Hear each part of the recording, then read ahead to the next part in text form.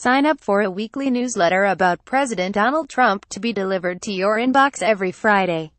Donald Trump made it clear at the beginning of his campaign that he wasn't going to follow the normal rules or tone of politics. We're keeping track of all the ways his presidency veers from the norm in terms of policy and rhetoric. Day 285, October 31. John Kelly doesn't seem to think the Civil War was about slavery. The White House chief of staff caused an uproar when he said Monday night that the war was caused by a lack of an ability to compromise and that General Robert E. Lee, who sold escaped slaves back into slavery, was an honorable man. It's the latest controversial statement from Kelly, who is widely seen as the voice of reason in the White House. Appearing on the inaugural broadcast of Laura Ingraham's Fox News radio show, Kelly, responding to a question about a Virginia church removing plaques honoring Lee and George Washington, responded, "Lee was a man that gave up his country to fight for his state, which 150 years ago was more important than country. It was always loyalty to state first back in those days.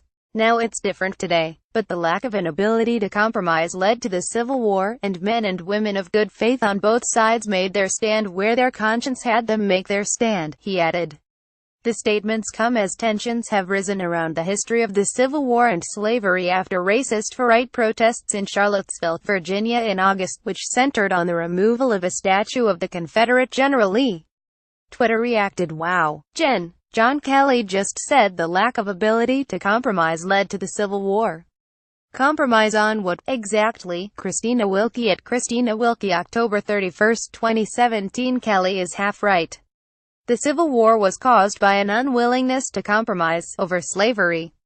https://.co/nuge Renato Mariotti at Renato_Mariotti, October 31, 2017. As Adams Uwer points out, Lee wasn't some agnostic pressed into war. He was a dude who thought torture was cool. https://.com7nxp4 isn't picked out twitter.com7ggh8 Ta-Nehisi Coates at Ta-Nehisi-Coates, October 31, 2017. Jen. Lee was a slaver and a traitor who opposed black suffrage and whose cult of personality underpinned Jim Crow. https://.coke5by picked out twitter.com Jill2 take 55 Gritty Reboot Spaghetti at Adams Uwer, October 31, 2017. Jen. Lee was a slaver and a traitor who opposed black suffrage and whose cult of personality underpinned Jim Crow. https://.coke5by picked out twitter.com Jill2 take 55 Gritty Reboot Spaghetti at Adams Uwer, October 31, 2017. And Bernice King, Martin Luther King Jr.'s daughter, characterized Kelly's statement as irresponsible and dangerous. It's irresponsible, dangerous, especially when white supremacists feel emboldened to make fighting to maintain slavery courageous. https://.coke2x7qhg7m King at Bernice King, October 31, 2017. Kelly, widely seen as the adult in the room at the White House, has made a number of controversial statements recently. He defended the president's remarks to a Gold Star widow who claimed that Trump stumbled over her husband's name, falsely claimed that Democratic Rep.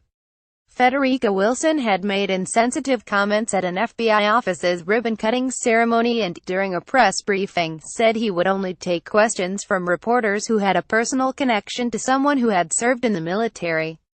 Kelly told Ingram Monday that he thought he had nothing to apologize for. "Well, I'll apologize if I need to. But for something like that, absolutely not. I stand by my comments." Alex Lubin. Donald Trump still thinks the special counsel probe into possible collusion with Russia is simply going to go away, even on the day his former campaign manager was being marched into the FBI building on the orders of Robert Mueller. "We expect this to conclude soon," White House Press Secretary Sarah Huckabee Sanders said Monday, responding to developments in Mueller's investigation. "Those are the indications that we have at this time," she added. "I can't go any further than that." While Sanders faced a media barrage, Trump was reportedly seething in the White House residence, with exasperation and disgust as Manafort and his colleague Rick Gates handed themselves in, sources told The Washington Post. Trump's first public response to the indictments was a pair of tweets pointing out the Manafort and Gates charges relate to offenses predating the campaign. "Sorry, but this is years ago, before Paul Manafort was part of the Trump campaign." But why aren't crooked Hillary the Dems the focus? Donald J. Trump at Real Donald Trump October 30, 2017. Also, there is no collusion. Donald J. Trump at Real Donald Trump October 30, 2017. Trump responded to the more damning guilty plea of campaign advisor George Papadopoulos Tuesday by calling him a liar. The fake news is working overtime. As Paul Manafort's lawyer said, there was no collusion and events mentioned took place long before he, Donald J. Trump at Real Donald Trump October 31, 2017, came to the campaign. Few people knew the young, low-level volunteer named George, who has already proven to be a liar. Check the Dems. Donald J. Trump at Real Donald Trump October 31, 2017. The president has sought to pour cold water on Mueller's witch hunt in recent days by trying to shift the focus to Hillary Clinton and news that the Democratic National Committee helped fund the infamous dossier. The walls are closing in, one senior Republican told the Post about the atmosphere in the White House. Everyone is freaking out. David Gilbert.